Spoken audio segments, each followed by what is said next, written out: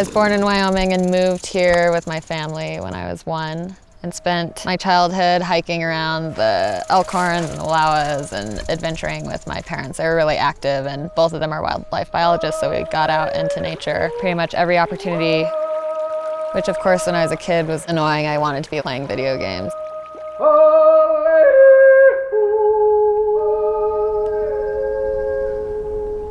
I moved to Oregon in 1979. The first year I was in Northeast Oregon, I went to the employment office in Enterprise, and there were 2 jobs, cook and sheep herder.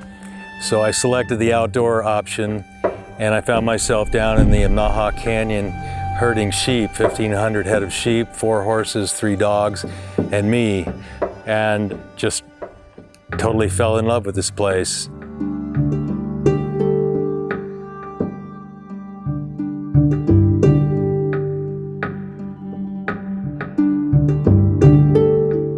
I think a lot of Eastern Oregonians joke about keeping this area secret. Because it's like no other place on earth. The diversity of the region is amazing and unique. You can go from the bottom of Hell's Canyon, the deepest river canyon in North America, up to the top of the Eagle Cap Wilderness, and just a few miles as a red-tailed hawk would fly across the landscape.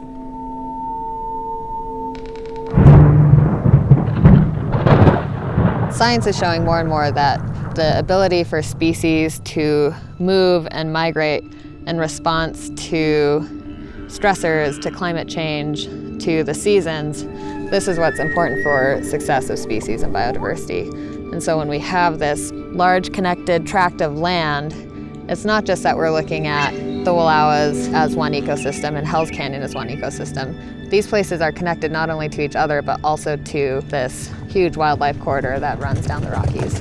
It's really important that these forests stay resilient, that the landscapes stay resilient, that we have intact ecosystems that are connected across a very broad landscape, because plants are going to need to migrate as their environment changes. Animals that depend on those plants will also have to migrate in response to climate change. And we, human beings, it's our role to ensure that that transition can be as graceful as possible in the face of great uncertainty.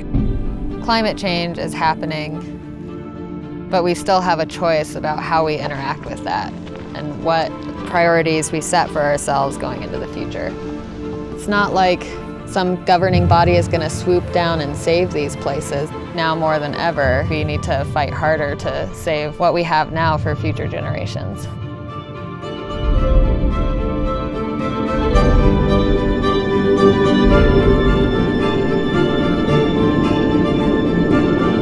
Maybe the most important part of our work is to be a voice for the animals that don't have a voice, for the trees that can't speak for themselves, for the waters that don't speak our language. There is intrinsic value in wild places that doesn't have to do with profit. If you value life, if you value plants and animals at that most basic level, then this place is really valuable.